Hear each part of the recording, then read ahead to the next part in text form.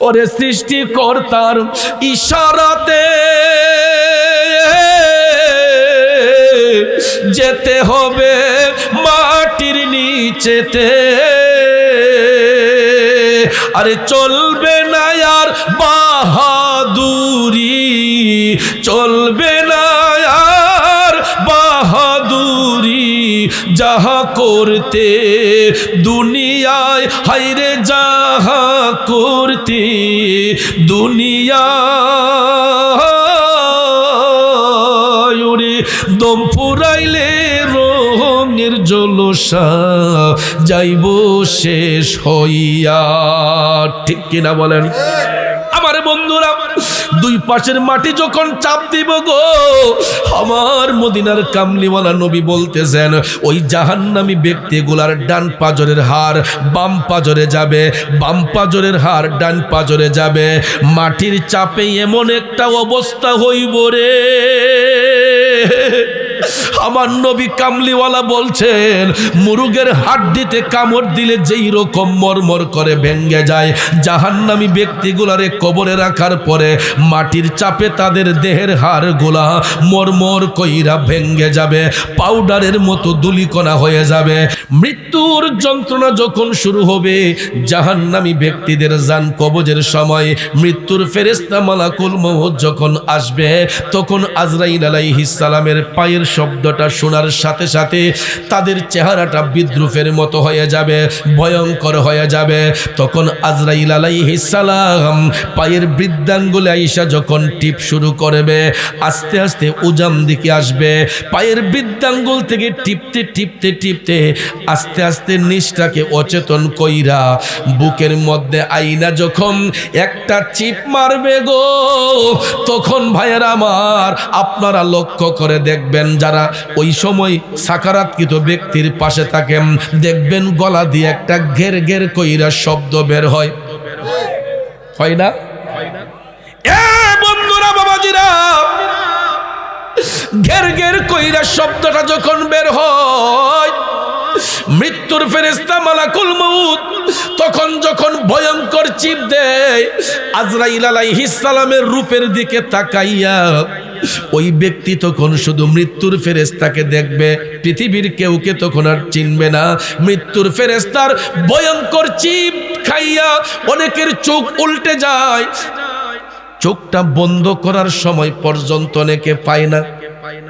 আপনারা লক্ষ্য করে দেখবেন, মৃত ব্যক্তির লাশ যারা ধৌত করে তাদেরকে জিজ্ঞেস করে দেখবেন, এই ভয়ঙ্কর চিপের কারণে আতঙ্কের মধ্যে পইরা অনেক মানুষের পায়খানার রাস্তা দিয়া পায়খানা বের হইয়া যায়, অনেকের মূত্রনালী দিয়া পেশাব বের হইয়া যায়। ঠিক নিও, যারা লাশ ধৌত করে দেখবেন, জিজ্ঞেস করে, অনেক সময় কিছু কিছু মানুষের লাশ ধৌত করলে তাদের পায়খানার রাস্তা দিয়ে ময়লা পাওয়া যায়, পেশাবের মধ্যে, এই লঙ্গির মধ্যে পেশাবের দুর্গন্ধ পাওয়া যায়।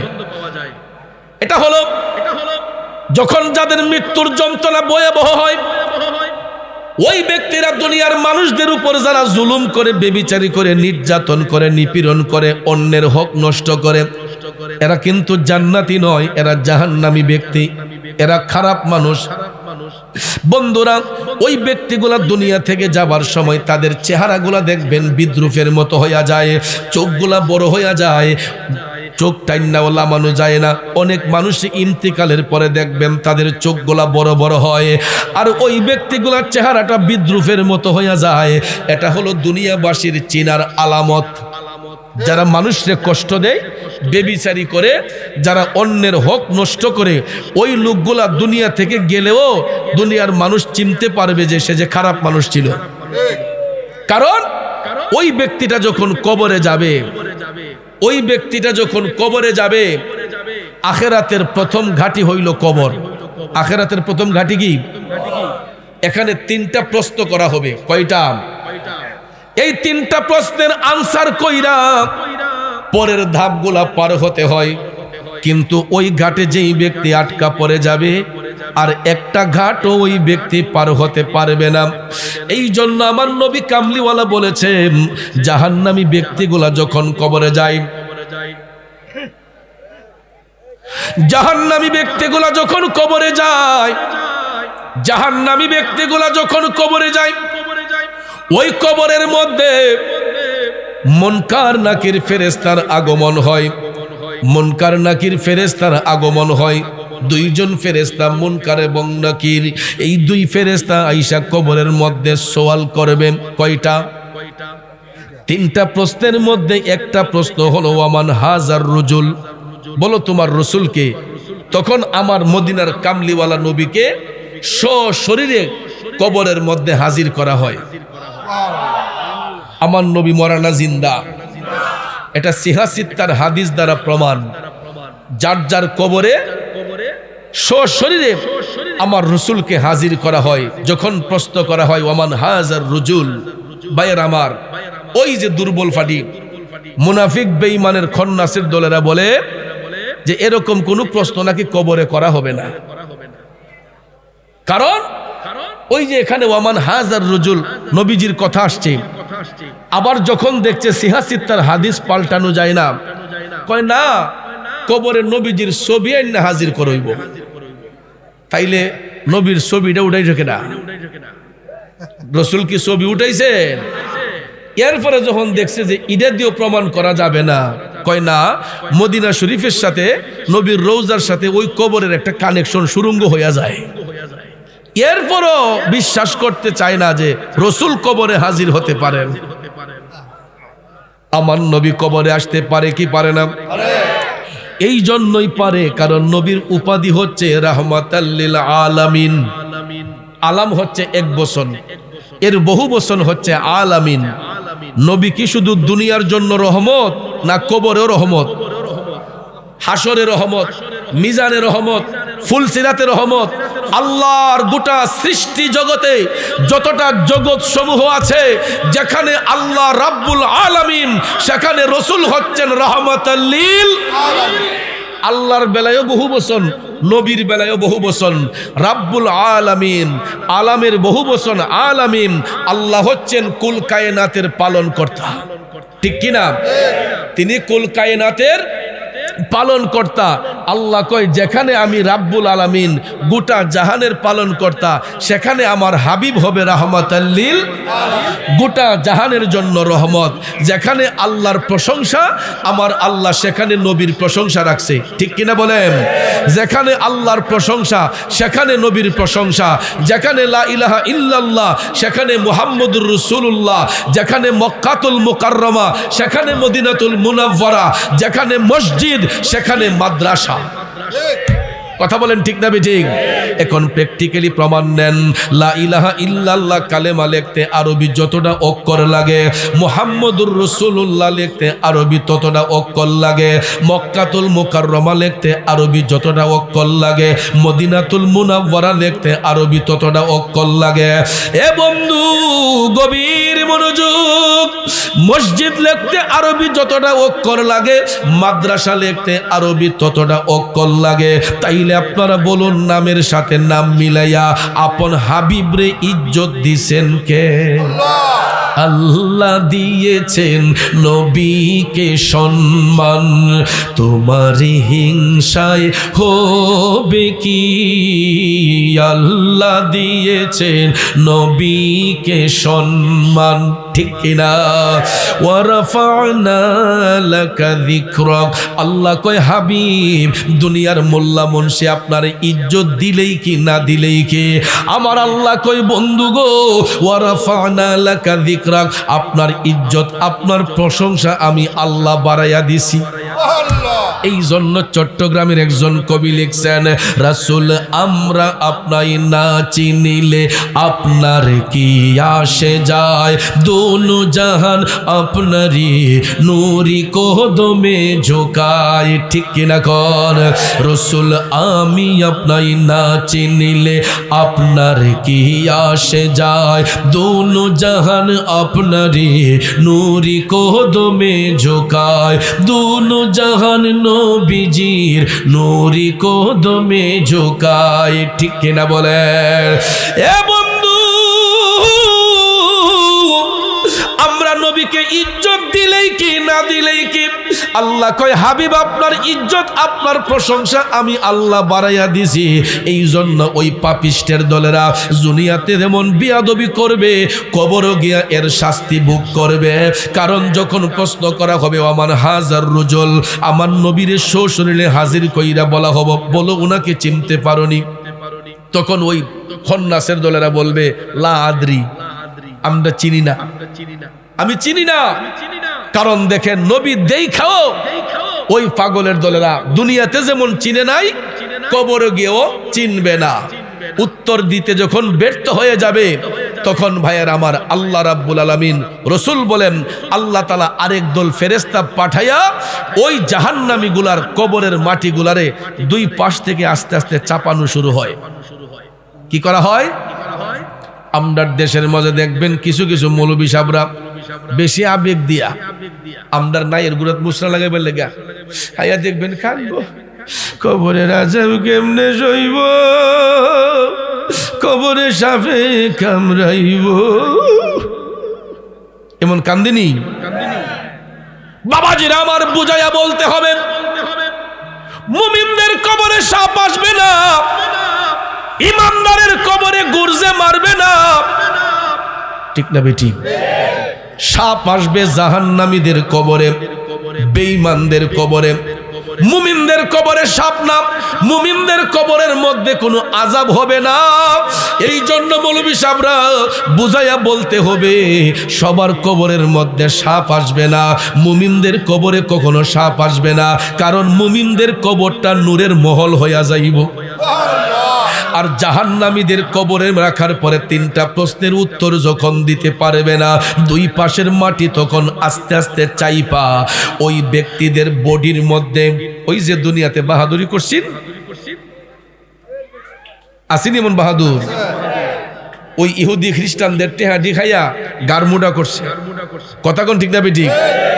ভাবছে যে আমি তো এলাকার মস্তান, কিন্তু ওই মস্তানি একদিন বের হয়ে যাবে যেই দিন ঘোর অন্ধকার কবরে নেওয়া হবে, ঠিক কিনা কম? তাইলে বলুন আমরা কি কবরে শান্তি চাই না আযাব চাই? শান্তি যদি পেতে হয় ইত্তাকুল্লাহ, আল্লাহকে ভয় করতে হবে, দয়াল নবীর দামাম ধরতে হবে, নবীকে বিশ্বাস করতে হবে। মুমিন ব্যক্তি যারা হবে ওই মুমিন ব্যক্তিদের যখন মৃত্যুর যন্ত্রণা হয়, আমার রাসূল বলছেন, খারাপ লাগতেছে? আমার রাসূল বলছেন মুমিন ব্যক্তিদের যখন মৃত্যুর যন্ত্রণা হয় তখন মৃত্যুর ফেরেশতা মালাকুল মউত যখন আসতে শুরু করেন তখন ওই মুমিন ব্যক্তিদের মুখের মধ্যে মুস্কি মুস্কি হাসি থাকে। কারণ মুমিন যারা হয়, যারা মুত্তাকি, এরা দুনিয়ার জিন্দেগি বেশি দিন চায় না, এই পাপের দুনিয়া থেকে যত তাড়াতাড়ি যাওয়া যায়। এই জন্য মুমিন মুত্তাকি যারা, এরা আল্লাহর কাছে সব সময় ফরিয়াদ করে, আল্লাহ দুনিয়ার যদি রাখো তাইলে নেক হায়াত দিয়ে রাখো, আর যদি দুনিয়ার হায়াত না থাকে আল্লাহ গো আমাদেরকে ঈমানের সহিত মরণ দান করো। আমরা কি ঈমানি মরণ চাই কি চাই না? এই জন্য কবি বলেছেন ঈমানের পথে অবিচল থেকে আমার মরণ যেন হয়, ঈমানের পথে অবিচল থেকে আমার মরণ যেন হয়। এ ভেলানগরের বাবাজিরা গভীর মনোযোগ, রাসূল বলেছেন মুমিন ব্যক্তিদের যখন মৃত্যুর যন্ত্রণা হয়, মৃত্যুর ফেরেশতা মালাকুল মউত আসার সময় ওই মুমিন ব্যক্তিদের মুখের মধ্যে মুস্কি মুস্কি হাসি বের হয়। কারণ মুমিন ব্যক্তিদের মৃত্যুর কোনো যন্ত্রণা নাই, এদের দেহের মধ্যে হাত স্পর্শ করতে দেরি হবে, তাদের জীবনটা কেড়ে নিতে দেরি হবে না। তখন ইন্তেকালের পরে তাদের চেহারার মধ্যে মুস্কি মুস্কি হাসি ফুটবে। আর ওই ইমানদার যারা হবে এরাই হয়ে যাবে আল্লাহর বন্ধু, ঠিক না বেঠে? অর্থাৎ আল্লাহ মানা নবী মানা নয়, নবী মানলে আল্লাহ মানা হয়, ঠিক কিনা কোন? আল্লাহ মানা নবী মানা নয়, নবী মানলে আল্লাহ মানা হয়। ঠিক কিনা বলেন? বাজান আমার, আল্লাহ তো সব ধর্মের লোকেরা মানছে, পরকাল সব ধর্মের লোকেরা স্বীকার করে। কিন্তু হিন্দুরা যদিও আল্লাহ মানে পরকাল মানে আমাদের নবী মানেনি, খ্রিস্টানরা আল্লাহ মানে পরকাল মানে আমাদের নবী মানেনি, বৌদ্ধরা আল্লাহ মানে পরকাল মানে আমাদের নবী মানেনি, খ্রিস্টানরা আল্লাহ মানে পরকাল মানে আমার নবী মানেনি। ভেলানগরের বন্ধুরা, বাবাজিরা, হিন্দু বৌদ্ধ খ্রিস্টান ইহুদি নাসারা কেন, মুসলমানের মধ্যেও কিছু কিছু দুর্বল মুসলমান আমার নবী মানতে গিয়া একটু অ্যালার্জি রোগ আছে। কথা কোন আছে না নাই?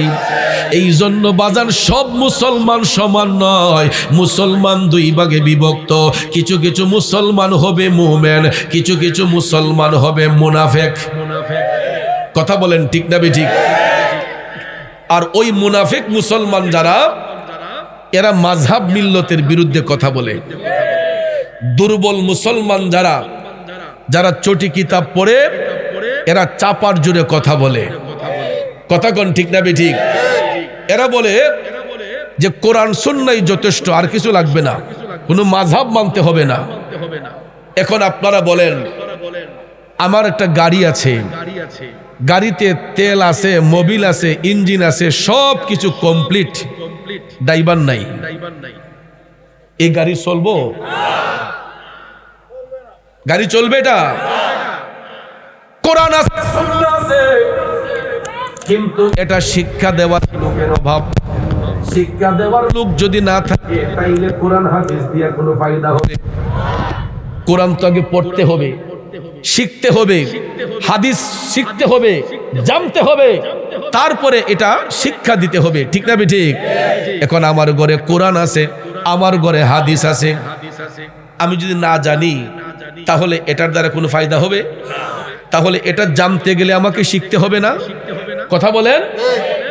আমাদের দেশে এক জাতীয় লোক আছে, এরা বলবে কোরআনই যথেষ্ট, হাদিসই যথেষ্ট। আমি তাদেরকে বলবো, গাড়ির মাঝে তেল আছে, ইঞ্জিন আছে, সব কিছু আছে, এটাই যথেষ্ট, ড্রাইভার লাগবে না। বন্ধুরা আমার, বাবাজিরা, স্কুলের মধ্যে ছাত্র আছে, বই আছে, ব্রেঞ্চ আছে, ডেস্ক আছে, শিক্ষক নাই। তাইলে বাজান বুঝে শুনে কথা বলতে হবে। এই দেশের মধ্যে কিছু মুনাফিকি চরিত্রের লোক সাধারণ মুসলমানদেরকে ইমোশনাল হিট দিয়া কয় মাযহাবের দরকার নাই, কোরআনই যথেষ্ট, সুন্নাহ যথেষ্ট। আরে বেকল, মাযহাব মিল্লতের মাধ্যমেই তো ইসলামটা আমাদের কাছে এসেছে। কারণ এই ভারত উপমহাদেশের মধ্যে ইসলামের অভয়বাণী কোনো নবীর মাধ্যমে আসে নাই, কোনো সাহাবীদের মাধ্যমে আসে নাই। ভারত উপমহাদেশের মধ্যে ইসলামের অভয়বাণী আসছে আল্লাহর নেককার সালেহীন বান্দাদের মাধ্যমে, ইমামদের মাধ্যমে। কথা বলেন ঠিক না বেঠিক? আমরা এমন একটা মাযহাবের অনুসারী, ভাইয়ের আমার, চারটা মাযহাব প্রসিদ্ধ মাযহাব, হানাফি, শাফি, মালিকি, হাম্বলি। কথা কোন ঠিক কিনা? এই চারটা মাযহাব প্রসিদ্ধ, তাদের ব্যাখ্যা বিশ্লেষণ প্রসিদ্ধ। এই চারটা মাযহাবের মধ্যে সর্বোত্তম ইমাম যিনি, যাকে ইমামে আজম বলা হয়। কি বলা হয়? যিনি হাজারো ইমামের উস্তাদ, যাকে ইমামে আজম বলা হয়, যিনি হাজারো ইমামের উস্তাদ, ওনার নাম হচ্ছে ইমামে আজম আবু হানিফা রাদিয়াল্লাহু তাআলা আনহু। চিল্লায়ে বলবেন না সুবহানাল্লাহ? আমাদের মাযহাবের ইমামের নাম ইমামে আজম আবু হানিফা রাদিয়াল্লাহু তাআলা আনহু, যিনি এশারের ওয়াক্তের ওযু দিয়া ফজর পর্যন্ত ইবাদত করছেন একটানা 40 বছর। কয় বছর? আমরা কয় বছর পড়ছি? আদার ব্যাপারী হইয়া জাহাজের খবর নিতে আসে, আদার ব্যাপারী হইয়া জাহাজের খবর নিতে আসে। ভাইয়ের আমার, বন্ধুরা আমার, ইমান নিয়ে কখনো খেলা করবেন না, কারণ ইমানের দাম বহু। সমাজের মধ্যে আমলি লোকের অভাব নাই, ইমানি লোকের অভাব আছে।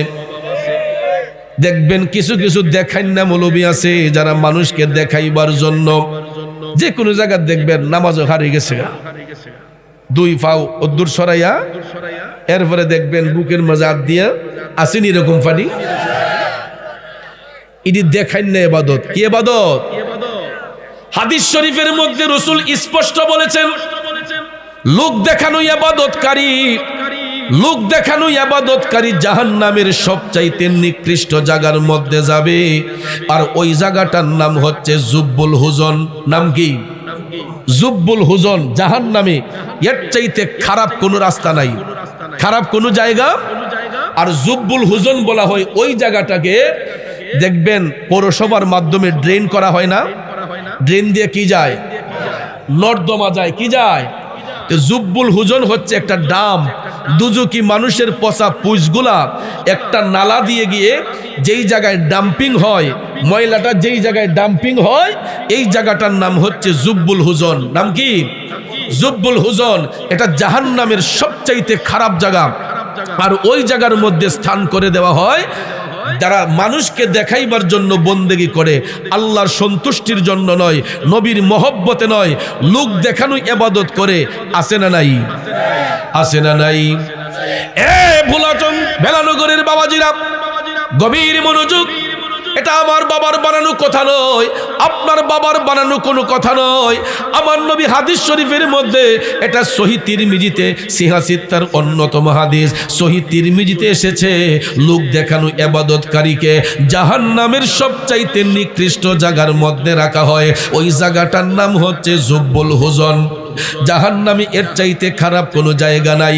দুজকি মানুষের শরীরের পচা পুষগুলা একটা জায়গার মধ্যে গিয়ে ডাম্পিং হয়, আর ওই পচা পুষগুলা ওই লোক দেখানো ইবাদতকারী জাহান্নামীদেরকে খাবার পণ্য দেওয়া হয়। তাইলে বলুন, আমরা নামাজ পড়বো, রোজা রাখবো কারকে খুশি করার জন্য? জোরে বলেন, কার সন্তুষ্টির জন্য? এই জন্য মুমিন ব্যক্তি যারা হয়, মুত্তাকি যারা হয়, এরা দেখবেন মানুষকে দেখাইবার জন্য বন্দেগী করে না। মুমিন ব্যক্তি যারা হয়, এরা লোক দেখানো কোনো ইবাদত করে না। মুমিন ব্যক্তিরা রাত যখন 12টা ওভার হয়, দুনিয়া লোভী মানুষগুলা যখন ঘুমের ঘরে থাকে, তখন দেখবেন মুমিন ব্যক্তিরা, তাহাজ্জুদ গুজার ব্যক্তিরা আস্তে করে দেখবেন নরম বিছানাটা ছেড়ে দিয়া, কেউ কাঁচা পানি দিয়া ঠান্ডা পানি দিয়ে উজু করে, কেউ হয়তো গরম পানির শাওয়ার থাকলে গরম পানি দিয়ে উজু কইরা তারা দেখবেন নামাজের মুসল্লা বিছাইয়া কেবলামুখী হইয়া এরা তাহাজ্জুদ নিয়ে ব্যস্ত হয়।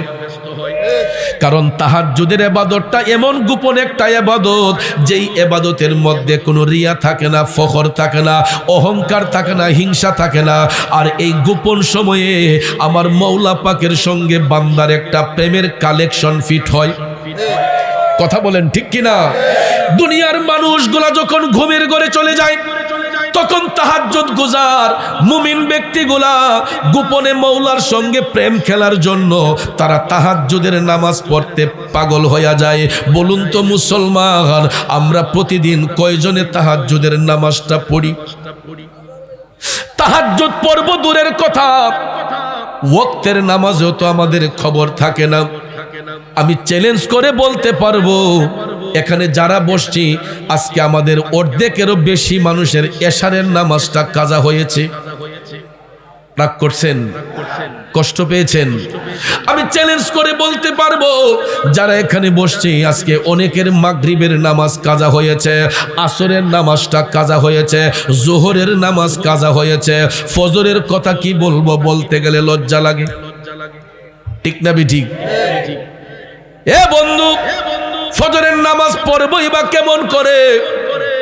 সারাটা রাত তো আমাদের কাছে অ্যান্ড্রয়েড মোবাইল ফোন থাকে। আগে থাকতো পোলাপানের কাছে, ওহন মুরব্বীর ফটো হাত দিল দেখা যায় অ্যান্ড্রয়েড আছে। জি গাইলে কয়, হুজুর ফুলা বিদেশ থেকে তো ফোন টোন দিলে কথা কম লাগে। কথা কোন ঠিক না বিধি? এই কথার বিরোধও দেখবেন, কোনটা হোয়াটসঅ্যাপ, কোনটা ইমো, কোনটা মেসেঞ্জার, কোনটা ভাইবার, আমরা থেকে হ্যাঁ সাসারও বলা জানে হন। কথা কোন ঠিক কিনা? বাবাজিরা আমার, বন্ধুরা আমার, এই অ্যান্ড্রয়েড মোবাইলের কারণে অনেকের পরিবারের মধ্যে আন্তরিকতার অভাব হয়েছে। কেমনে জানেননি? সারাটা দিন বাইরে তো টিপাটে পাইছে মোবাইল, গরো আসছে দুইজনে মধুর আলাপ করবো বিছানায় শুইয়া, স্বামী স্ত্রীর মধুর আলাপ, ওহন দেখা যায় মোবাইল দুইজনের হাতে দুইটা, একজনে এই করট আরেকজনে এই করট, টিপতে টিপতে হঠাৎ করে দেখা যায় একজন আগ করে ঘুমাইছেন দা, আরেকজন এই দিক দা। কথা কোন ঠিক না বে ঠিক? সকালে ঘুম থেকে উঠতে পারি তোমার করতে কইতে পারছি না, সারাদিন যে ফইরা রইছে এটার ভিতরে। কথা কোন ঠিক না বে ঠিক? সকালবেলা মুয়াজ্জিন সাহেব মসজিদের মধ্যে আজানের ধ্বনি দিয়ে বলতেছেন, আসসালাতু খায়রুম মিনান নাওম। মুয়াজ্জিন সাহেব বলতেছে ঘুম থেকে নামাজ ভালো, ঘুম থেকে নামাজ ভালো। আমাদের দেশের মুসল্লিরা কয় না হুজুর সারাটা রাত মোবাইল টিপছে, এখন আমাদের ঘুমটাই ভালো। এ ভেলানগরের বাবাজিরা, আপনাদের পায়ে হাত ধরে আমি জানতে চাই, ঘুমের ঘরে মানুষের মরণ হতে পারে কি পারে না? নামাজটা যে কাজা করে ঘুমাইলাম, এই ঘুমটা তো জীবনের শেষ ঘুম হইতে পারত, ঠিক না বিঠি? ওরে কেমন করে ঘুমাও তুমি, কেমন করে ঘুমাও তুমি, ফজর করে কাজা, এমনও তো হতে পারে জোহরে জানাজা, ঠিক না বে ঠিক? আমার যুবক বন্ধুরা, মৃত্যু এমন একটা জিনিস, মৃত্যুর কোনো সিরিয়াল নাই বাজানো। মুমিন হইয়া যদি মরতেও পারি, ওই মরণটা শান্তির মরণ হবে। আর ঈমান নিয়ে যদি না মরতে পারি, কবরটা আমার আপনার ঘোর অন্ধকার আযাব হবে।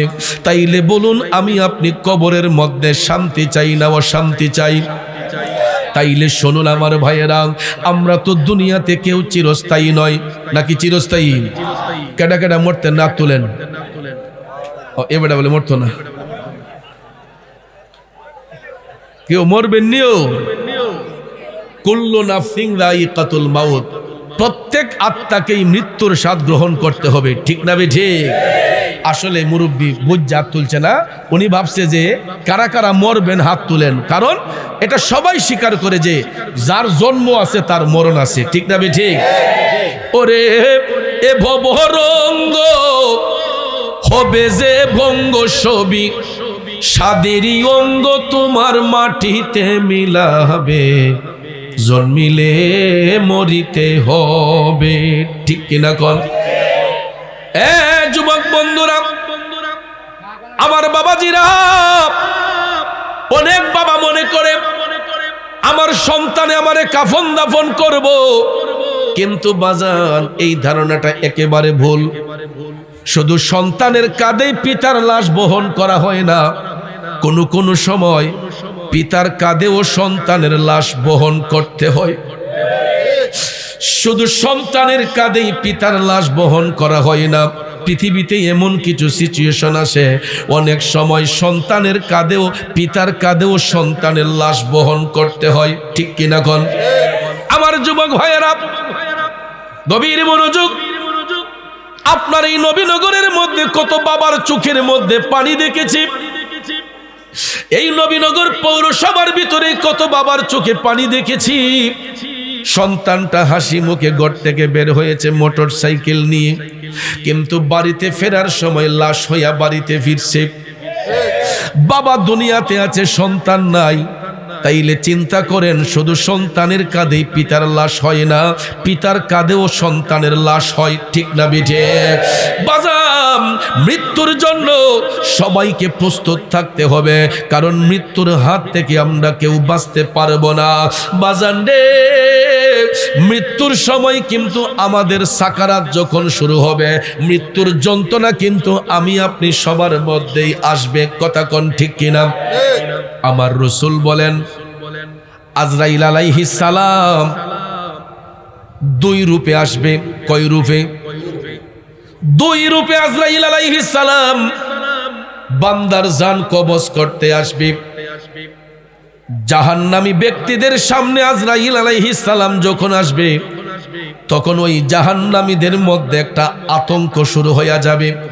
এরা আজরাইল আলাইহিস সালামের পায়ের শব্দ শুনলেই এদের মধ্যে একটা আতঙ্ক বিরাজ করবে। আর মুমিন ব্যক্তি যারা, তাদের যখন মৃত্যুর যন্ত্রণা হবে, আজরাইল আলাইহিস সালামের পায়ের শব্দ শুইনা মুমিন ব্যক্তিরা তখন মুস্কি মুস্কি হাসবে। আরেকটু জোরে কন্যা সুবহানাল্লাহ। আজরাইল আসিয়া প্রাণ করিব হরণ, হাই গো আজরাইল আসিয়া প্রাণ করিব হরণ।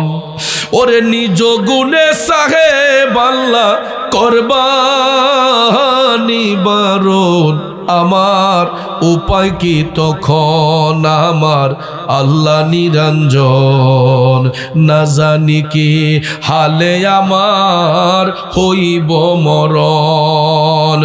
ওরে সেই সময় পাইমুনি আমি তোমার দর্শন, আমার দয়ালের চরণ আমার আল্লাহ নিরঞ্জন, না জানি কি হালে আমার হইব মরণ। বেলানগরের বাবাজিরা রে, যেই কোনো জায়গায় আমার আপনার মরণ হতে পারে। এই যে নবীর বাগানে বসলাম, এখান থেকে বের হওয়ার সাধ্য আসেনি। রাস্তা দিয়ে যে হাঁটতেছেন, বাড়িতে যাওয়ার কোনো সাধ্য আসেনি।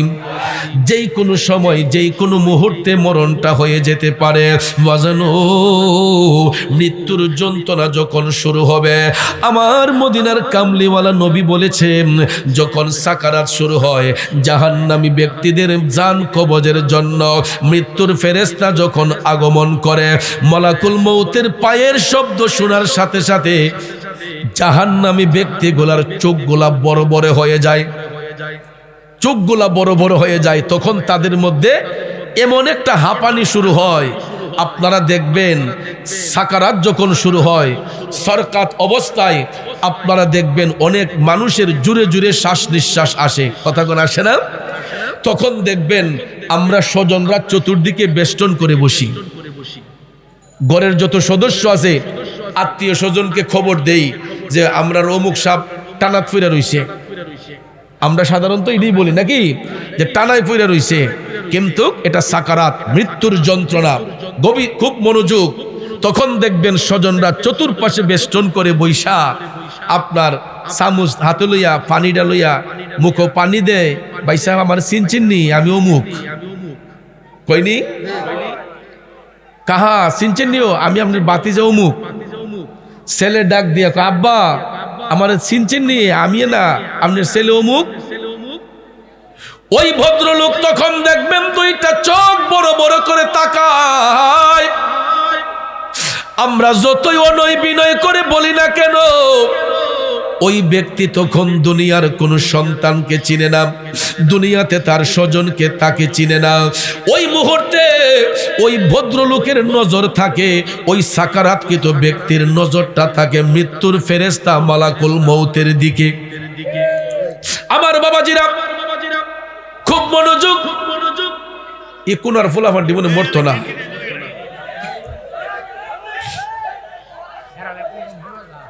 আপনারা মাহফিলের একটা পরিবেশ আছে, এটা তো গানের অনুষ্ঠান না,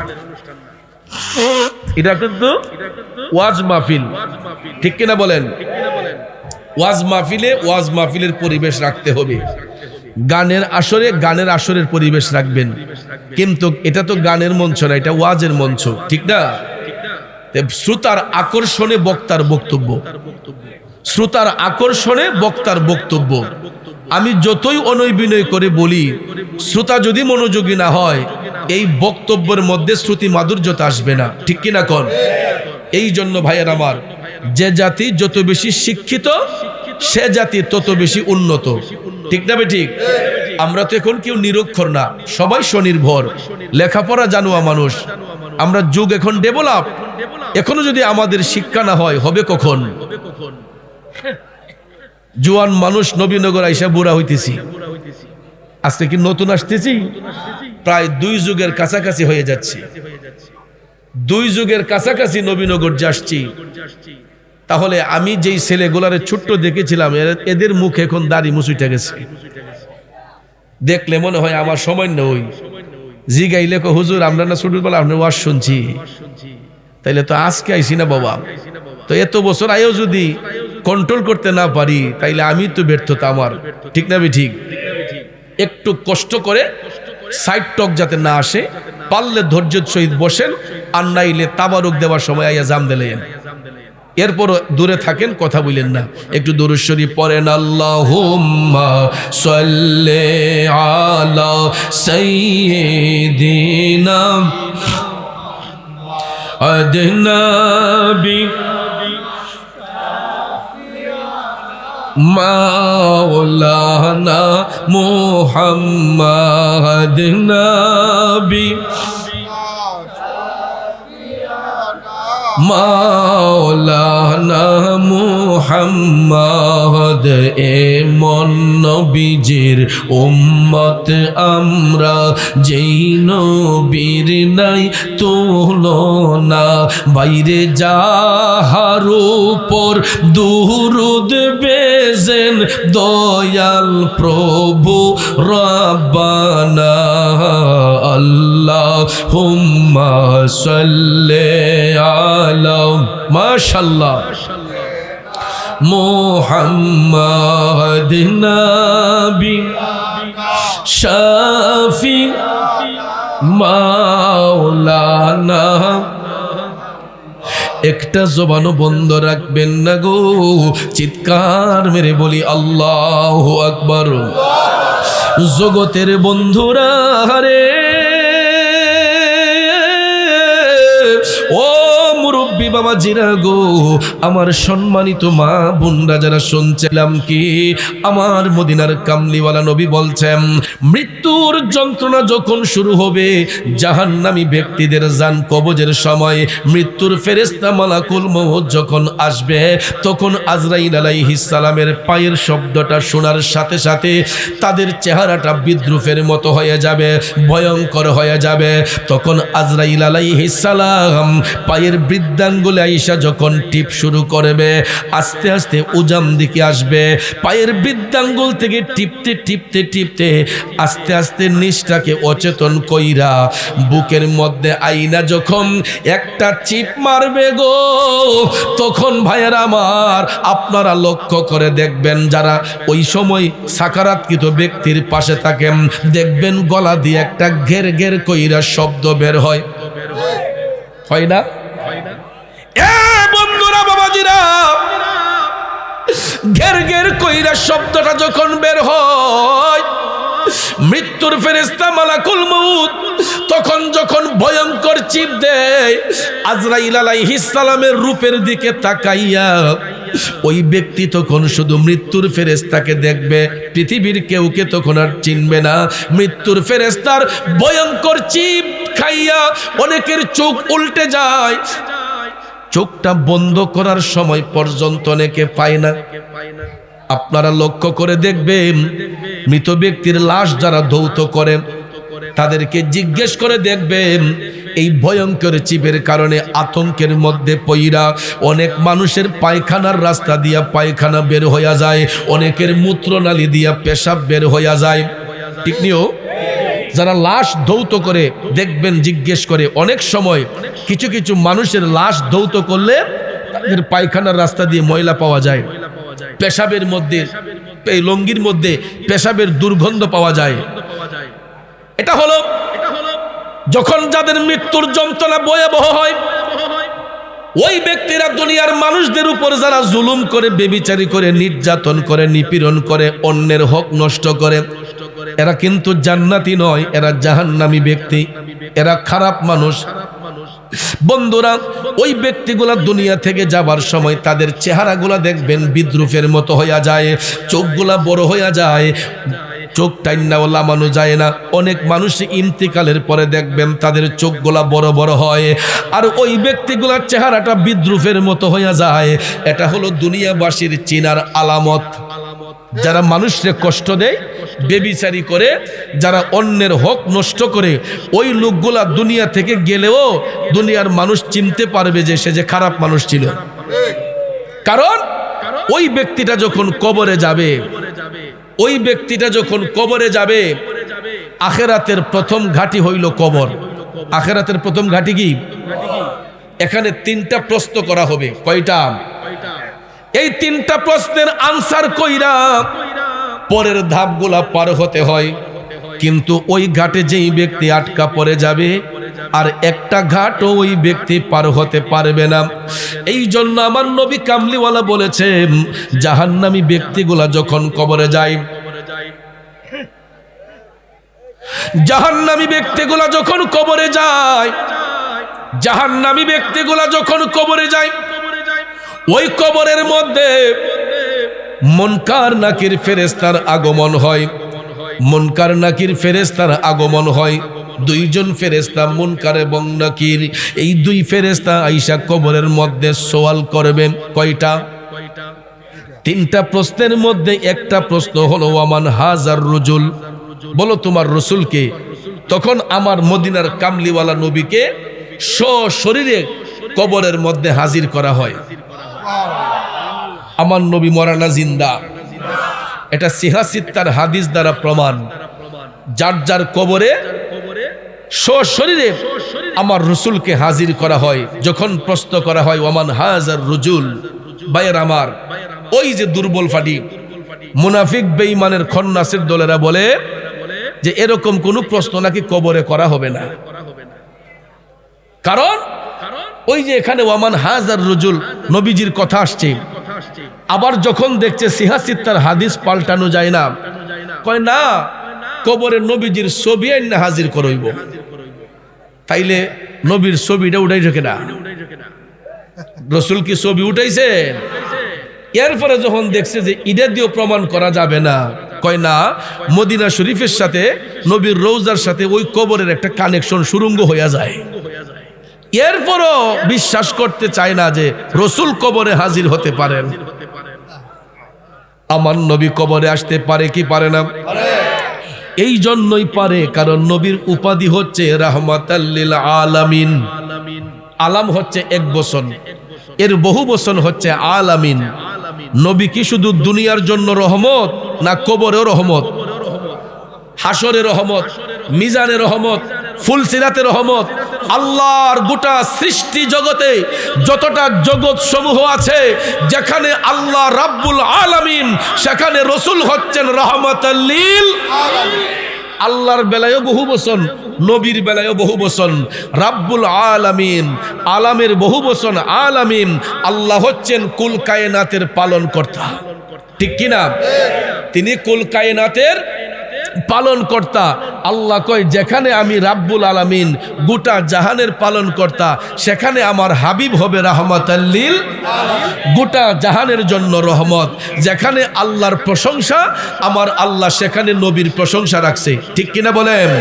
যেখানে আল্লাহর প্রশংসা, সেখানে নবীর প্রশংসা। যেখানে লা ইলাহা ইল্লাল্লাহ, সেখানে মুহাম্মদুর রাসূলুল্লাহ। যেখানে মক্কাতুল মুকাররমা, সেখানে মদিনাতুল মুনাওয়ারা। যেখানে মসজিদ, সেখানে মাদ্রাসা। কথা বলেন ঠিক না বেঠিক? এখন প্র্যাকটিক্যালি প্রমাণ নেন। লা ইলাহা ইল্লাল্লাহ কালেমা লিখতে আরবি যতটা অক্ষর লাগে, মুহাম্মদুর রাসূলুল্লাহ লিখতে আরবি ততটা অক্ষর লাগে। মক্কাতুল মুকাররমা লিখতে আরবি যতটা অক্ষর লাগে, মদিনাতুল মুনাওয়ারা লিখতে আরবি ততটা অক্ষর লাগে। এ বন্ধু, গভীর মনোযোগ।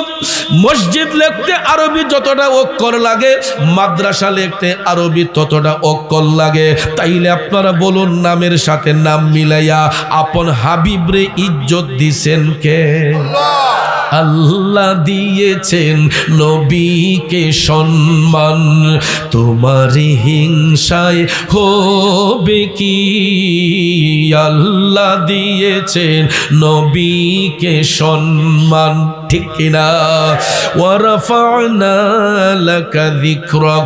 আল্লাহ কয়, হাবিব, দুনিয়ার মোল্লা মুন্সি আপনার ইজ্জত দিলেই কি না দিলেই কি?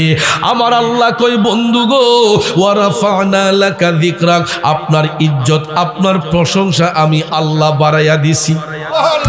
এই জন্য চট্টগ্রামের একজন কবি লিখছেন, রাসূল আমরা আপনাই না চিনিলে আপনার কি আসে যায়, দোনো জাহান আপনারই নূরি কদমে ঝোকায়। ঠিক কিনা কর? রাসূল আমি আপনাই না চিনিলে আপনার কি আসে যায়, দোনো জাহান আপনারই নূরি কদমে ঝোকায়, দোনো জাহান নবীজির নূরি কদমে ঝোকায়। ঠিক কিনা বলেন? এ বন্ধু, আমরা নবীকে ইজ্জত দিলেই কি না দিলেই কি, আল্লাহ কয় হাবিব আপনার ইজ্জত আপনার প্রশংসা আমি আল্লাহ বাড়াইয়া দিছি। এই জন্য ওই পাপিষ্টের দলেরা দুনিয়াতে যেমন বিয়াদবি করবে, কবরও গিয়া এর শাস্তি ভোগ করবে। কারণ যখন প্রশ্ন করা হবে আমার হাজার রুজুল, আমার নবীর শ্বশুরে হাজির কইরা বলা হব, বলো উনাকে চিনতে পারোনি? তখন ওই খন্নাসের দলেরা বলবে লা আদ্রি, আমরা চিনি না, আমি চিনি না। কারণ দেখেন নবী দেখাও ওই পাগলের দলেরা দুনিয়াতে যেমন চিনে নাই, কবরে গিয়েও চিনবে না। উত্তর দিতে যখন ব্যর্থ হয়ে যাবে, তখন ভাইয়ের আমার আল্লাহ রাব্বুল আলামিন, রসুল বলেন আল্লাহ তাআলা আরেক দল ফেরেশতা পাঠাইয়া ওই জাহান্নামীগুলার কবরের মাটিগুলারে দুই পাশ থেকে আস্তে আস্তে চাপানো শুরু হয়। কি করা হয়? আমরা দেশের মধ্যে দেখবেন কিছু কিছু মৌলবী সাহেবরা বেশি আবেগ দিয়া আমরার নাইয়ের গুড়াত মুসরা লাগাইবার লেগা আয়া দেখবেন কানবো, কবরে রাজাও কেমনে সইব, কবরে সাপে কামড়াইব, এমন কান্দিনি। বাবাজিরা আমার বুঝাইয়া বলতে হবে, মুমিনদের কবরে সাপ আসবে না, ইমানদারের কবরে গুরজে মারবে না। ঠিক না বেটি? সাপ আসবে জাহান্নামীদের কবরে, বেঈমানদের কবরে। মুমিনদের কবরে সাপ না, মুমিনদের কবরের মধ্যে কোনো আযাব হবে না। এই জন্য মৌলভী সাহেবরা বুঝাইয়া বলতে হবে সবার কবরের মধ্যে সাপ আসবে না, মুমিনদের কবরে কখনো সাপ আসবে না। কারণ মুমিনদের কবরটা নূরের মহল হইয়া যাইব। আর জাহান্নামীদের কবরে রাখার পরে তিনটা প্রশ্নের উত্তর যখন দিতে পারবে না, দুই পাশের মাটি তখন আস্তে আস্তে চাইপা ওই ব্যক্তিদের বডির মধ্যে, ওই যে দুনিয়াতে বাহাদুরি করছেন আসেনি এমন বাহাদুর, ওই ইহুদি খ্রিস্টানদের টেহাডি খাইয়া গারমুডা করছে। কথা কোন ঠিক না বেঠিক? ভাবছে যে আমি তো এলাকার মস্তান, কিন্তু ওই মস্তানি একদিন বের হয়ে যাবে, যেই দিন ঘোর অন্ধকার কবরে নেওয়া হবে। ঠিক কিনা কম? ওরে সৃষ্টিকর্তার ইশারাতে যেতে হবে মাটির নিচেতে, আরে চলবে না আর বাহাদুরি, চলবে না আর বাহাদুরি, যাহা করতে দুনিয়ায় হাইরে, যাহা করতে দুনিয়ায়, ওরে দম ফুরাইলে রঙের জলসা যাইব শেষ হইয়া। ঠিক কিনা বলেন? আমার বন্ধুরা, দুই পাশের মাটি যখন চাপ দিব গো, আমার মদিনার কামলিওয়ালা নবী বলতেছেন ওই জাহান্নামী ব্যক্তিগুলার ডান পাজরের হাড় বাম পাজরে যাবে, বাম পাজরের হাড় ডান পাজরে যাবে। মাটির চাপে এমন একটা অবস্থা হইব রে, আমার নবী কামলিওয়ালা বলছেন মুরুগের হাড্ডিতে কামড় দিলে যেই রকম মরমর করে ভেঙ্গে যায়, জাহান্নামী ব্যক্তিগুলারে কবরে রাখার পরে মাটির চাপে তাদের দেহের হাড়গুলা মরমর কইরা ভেঙ্গে যাবে, পাউডারের মতো দুলিকণা হয়ে যাবে। তাইলে বলুন আমরা কি কবরে শান্তি চাই না আযাব চাই? শান্তি যদি পেতে হয় ইত্তাকুল্লাহ, আল্লাহকে ভয় করতে হবে, দয়াল নবীর দামাম ধরতে হবে, নবীকে বিশ্বাস করতে হবে। মুমিন ব্যক্তি যারা হবে, ওই মুমিন ব্যক্তিদের যখন মৃত্যুর যন্ত্রণা হয়, আমার রাসূল বলছেন, খারাপ লাগতেছে? আমার রাসূল বলছেন মুমিন ব্যক্তিদের যখন মৃত্যুর যন্ত্রণা হয়, তখন মৃত্যুর ফেরেশতা মালাকুল মউত যখন আসতে শুরু করে, তখন ওই মুমিন ব্যক্তিদের মুখের মধ্যে মুস্কি মুস্কি হাসি থাকে। কারণ মুমিন যারা হয়, যারা মুত্তাকি, এরা দুনিয়ার জিন্দেগি বেশি দিন চায় না। এই পাপের দুনিয়া থেকে যত তাড়াতাড়ি যাওয়া যায়, এই জন্য মুমিন মুত্তাকি যারা, এরা আল্লাহর কাছে সব সময় ফরিয়াদ করে, আল্লাহ দুনিয়ার যদি রাখো তাইলে নেক হায়াত দিয়ে রাখো, আর যদি দুনিয়ার হায়াত না থাকে আল্লাহ গো আমাদেরকে ঈমানের সহিত মরণ দান করো। আমরা কি ঈমানি মরণ চাই কি চাই না? এই জন্য কবি বলেছেন, ঈমানের পথে অবিচল থেকে আমার মরণ যেন হয়। ঈমানের পথে অবিচল থেকে আমার মরণ যেন হয়। এ ভেলানগরের বাবাজিরা গভীর মনোযোগ, রাসূল বলেছেন মুমিন ব্যক্তিদের যখন মৃত্যুর যন্ত্রণা হয়, মৃত্যুর ফেরেশতা মালাকুল মউত আসার সময় ওই মুমিন ব্যক্তিদের মুখের মধ্যে মুস্কি মুস্কি হাসি বের হয়। কারণ মুমিন ব্যক্তিদের মৃত্যুর কোনো যন্ত্রণা নাই, এদের দেহের মধ্যে হাত স্পর্শ করতে দেরি হবে, তাদের জীবনটা কেড়ে নিতে দেরি হবে না। তখন ইন্তেকালের পরে তাদের চেহারার মধ্যে মুস্কি মুস্কি হাসি ফুটবে।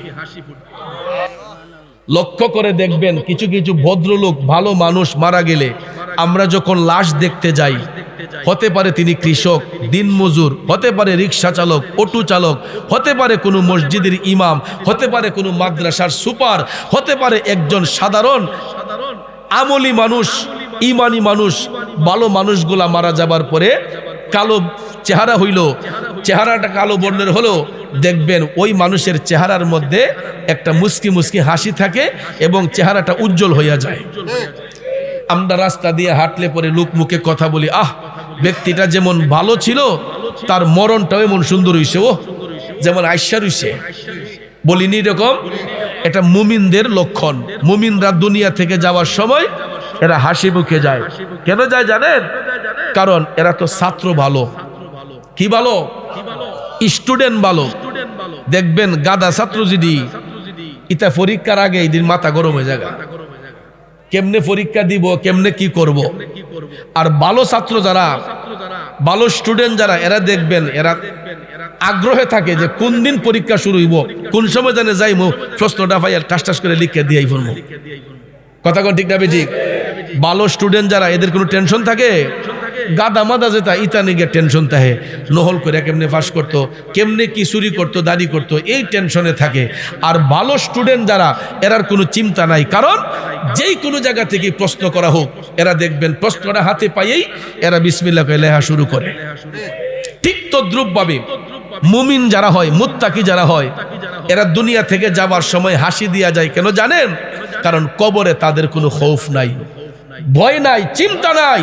কারণ ওই মুমিন ব্যক্তিদেরকে কবরে রাখার পরে তাদেরকেও কিন্তু তিনটা প্রশ্ন করা হবে। কয়টা? বাবাজিরা আমার, মুমিন ব্যক্তিদেরকে কবরে রাখার পরে ওই একই তিনটা প্রশ্ন করা হবে। এই তিনটা প্রশ্নের একটা প্রশ্ন, ওয়ামান হাজার রজুল, বলো তোমার রাসূলকে। তখন ওই মুমিন ব্যক্তিরা যখন আমার দয়াল নবীর চেহারা মুবারক দেখবে গো, তখন এদের চোখ দিয়া তখন টপ টপ করে পানি বের হইয়া যাবে। এরা হাসি মুখে তখন বলবে এটা কষ্টের পানি না, আনন্দের পানি চোখ দিয়া বের হইয়া। কারণ পরীক্ষার রেজাল্ট যদি ভালো হয়, দেখবেন গোল্ডেন এ প্লাস পাইলে বা এ প্লাস পাইলে ছাত্ররা দেখবেন মনের খুশিতে চোখ দিয়ে পানি চলে আসে। ঠিক না ঠিক? আঙ্গুল দুইটা তুললা দেখবেন একটা শিক্ষার মারে মাইরা চোখ দিয়ে পানি চলে আসে, কারণ এটা ভালো স্টুডেন্টদের একটা গুণ। আবার অভিভাবক যারা, তারাও দেখবেন ছেলে যদি ভালো রেজাল্ট করে, বাপ মারা দেখবেন মনের খুশিতে তখন তারা চোখ দিয়ে পানি চলে আসে, কারণ মা বাবার পরিশ্রম সার্থক হইছে। কথা বলেন? ঠিক তদ্রূপ ভাবে মুমিন ব্যক্তিরা দুনিয়াতে যে এই কঠোর পরিশ্রম করেছেন, আমল করেছেন, বন্দেগী করেছেন, তাদের পুরস্কার সার্থকতা তখনই হবে কবরে যায়া যখন তারা আমার নবীর চেহারা মুবারক সশরীরে দেখে ফেলবে, তখন আনন্দের সহিত মুমিনদের চোখ দিয়া পানি চলে আসবে। কারণ নবী ছাড়া ওই কবরে নাই রে বান্ধব নাই, নবী ছাড়া ওই কবরে নাই রে বান্ধব নাই। হাসরেতে নবী ছাড়া নাই দরদি নাই, হাসরেতে নবী ছাড়া নাই দরদি নাই, নবী ছাড়া ওই কবরে নাই রে বান্ধব নাই। বান্দার জন্য রহমত আমার নবী মুহাম্মদ, দুজাহানে আর কি আছে মোদেরই সম্পদ। ঠিক কিনা বলেন বন্ধুরা আমার? নবী যদি কবরে আপন হইয়া যায়, বলুন ওই ব্যক্তির আর কোনো ভয় আছে? বাজান আমার এখানেই শেষ নয়, মুমিন ব্যক্তির ওই কবরটাকে তখন আল্লাহ রাব্বুল আলামিন ফেরেশতা পাঠাইয়া নূরের মহল বানাইয়া দেয়, নূরের মহল বানাইয়া দেয়। কারণ 70 গজ প্রসারিত করে এক একটা মুমিনের কবরকে এক একটা নূরের মহল বানানো হয়। এটা আমার কথা নয়, আপনার কথা নয়। আমার নবী কামলিওয়ালা যখন মেরাজ শরীফের মধ্যে গেছিলেন, আমার নবী মেরাজে গেছিলেন, সত্য না মিথ্যা? এটা যারা অস্বীকার করব এর ঈমান থাকবো নি? আমার রসুল যখন মেরাজে গেছিলেন, আল্লাহ রাব্বুল আলামিন রসুলকে জান্নাত জাহান্নাম দেখার পারমিশন দিয়েছিলেন। জিবরাইল আলাইহিস সালাম নবীর সঙ্গে আমার রসুল যখন জান্নাতে প্রবেশ করলেন, জান্নাতে প্রবেশ করেই রসুল দেখতেছেন কিছু কিছু নূরের মহল দেখা যায়, এক একটা ঘরের মধ্যে এক একটা লোক বসে আছে। নবীজি মুস্কি হাসতেছেন, কারণ তার আগে রসুল জাহান্নাম দেখেছেন। জাহান্নাম দেখতে গিয়া রসুল দেখলেন জাহান্নামে শুধু দুর্গন্ধ। কি গন্ধ? দুর্গন্ধ আর আযাবের দৃশ্য। এইগুলা দেখতে দেখতে আমার রসুল চোখের পানি ছেড়ে কাঁদতে কাঁদতে পেরেশান। তারপরে যখন জান্নাতে প্রবেশ করলেন, রসুল জান্নাতে প্রবেশ করে দেখতেছেন কিছু কিছু নূরের মহল দেখা যায়, এক একটা মহলের ভিতর এক একটা লোক বসা। আমার নবী মুস্কি মুস্কি হাসতেছেন। সুবহানাল্লাহ কন্যা। দয়াল নবী মুস্কি মুস্কি হাসতেছেন। জিবরাইল আলাইহিস সালাম কয়, নবী গো, আপনি যেই মহলগুলা দেখতেছেন এইগুলা দুনিয়ার কোনো ঘর বাড়ি না। নবী গো, এইগুলা আপনার মুমিন উম্মতের এক একটা কবর। ইয়া রাসূলুল্লাহ, আপনি যেই ঘরগুলা দেখতেছেন এইগুলা দুনিয়ার কোনো ঘর বাড়ি না নবী গো, এই ঘরগুলা আপনার মুমিন উম্মতের এক একটা কবর। নবী গো, আপনার উম্মতের মধ্যে যারা নেককার ছিল, মুমিন ছিল, ওই মুমিন ব্যক্তিরা দুনিয়া ছেড়ে আসার সময় দুনিয়াবাসীরা যদিও তাদেরকে 3.5 হাত কবরে শায়িত করছে, কিন্তু আমার আল্লাহ রহমতের ফেরেশতা পাঠাইয়া ওই কবরগুলাকে নূরের মহল বানিয়ে দিছে। এই জন্য কোনো আল্লাহর ওলির ওফাতের পরে, কোনো আল্লাহর ওলির ইন্তেকালের পরে আমরা দেখবেন তাদেরকে দাফন করে মাজার শরীফের জায়গাটা একটু বড় পরিসরে রাখি না?